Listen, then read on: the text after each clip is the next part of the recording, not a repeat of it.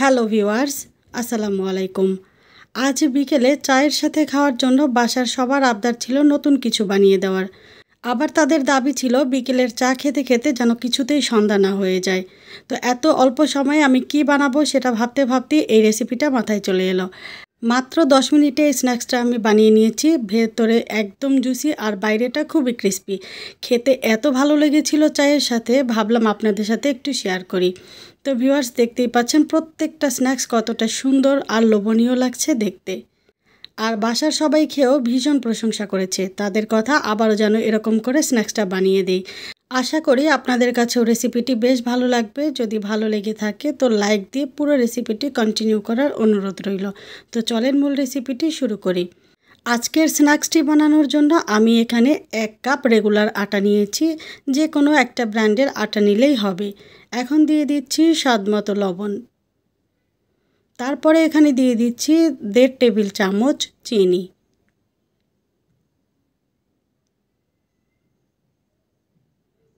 দিচ্ছি 1/2 টেবিল চামচ ইস্ট।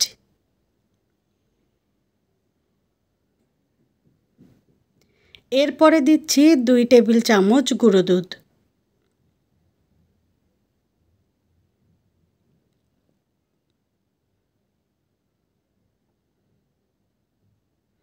এখন এখানে দিচ্ছি 1.5 টেবিল চামচ ঘি।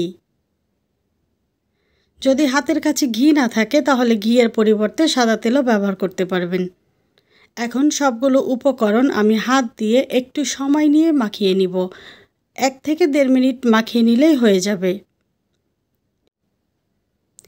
এভাবে হাত দিয়ে একটু ডলে ডলে তারপরে উপকরণগুলো মিশিয়ে নিতে হবে।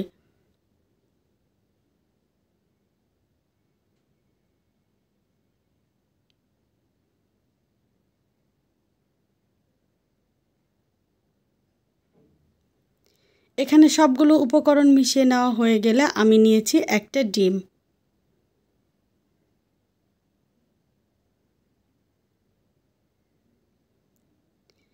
এবারে ডিমের সাথে সবগুলো শুকনো উপকরণ ভালোভাবে মাখিয়ে নিব।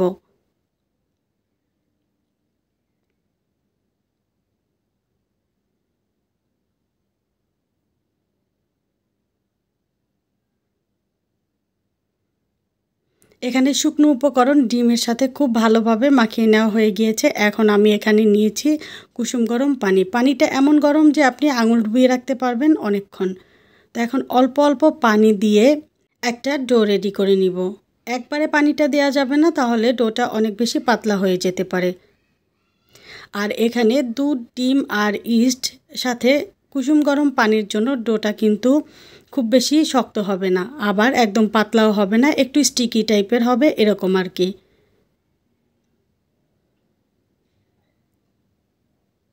দেখেন ডোটা মাখিয়ে নেওয়ার পরে কীরকম আঠালো বা স্টিকি হয়েছে, দেখতেই পাচ্ছেন।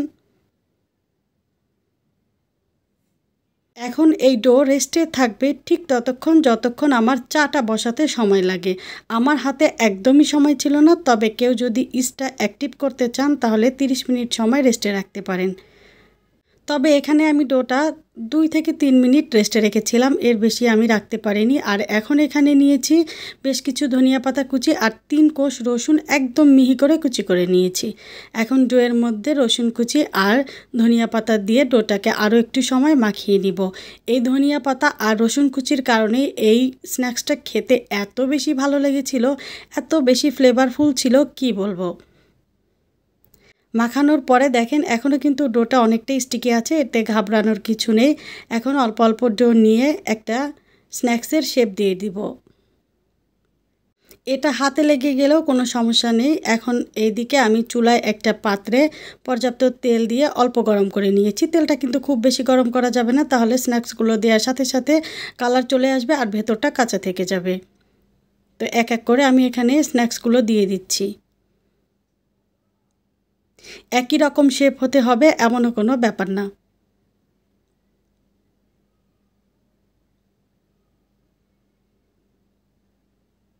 এখানে ডোটা 30 থেকে 40 মিনিট রেস্টে রাখলে ইস্টটা অ্যাক্টিভ হবে, আর অ্যাক্টিভ হলে এই স্ন্যাক্সগুলো কিন্তু অনেকটাই ফুলকো হবে, যেটা আমি করতে পারলাম না। তা এখন উল্টে পাল্টে স্ন্যাক্সগুলো আমি ভেজে নিব একটা সুন্দর গোল্ডেন কালার আসা পর্যন্ত। আর এই মুহূর্তে চুলার আঁচটা কিন্তু অবশ্যই লো এবং মিডিয়ামের মাঝামাঝি থাকবে। আমি 5 থেকে 6 মিনিট সময় নিয়ে স্ন্যাক্সগুলো ভেজে নিয়েছি। দেখতেই পাচ্ছেন এখানে খুব সুন্দর একটা কালার চলে এসেছে।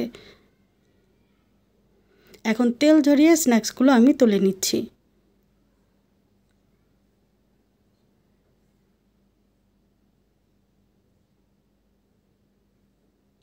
ঠিক একই রকম করে বাকি স্ন্যাক্সগুলোও ভেজে নিয়েছি। স্ন্যাক্সগুলো ভাজার সময় এত মিষ্টি একটা স্মেল ছিল আর খেতে এত বেশি ভালো লেগেছিল যে আমার সকল পরিশ্রমই মনে হয়েছে সার্থক।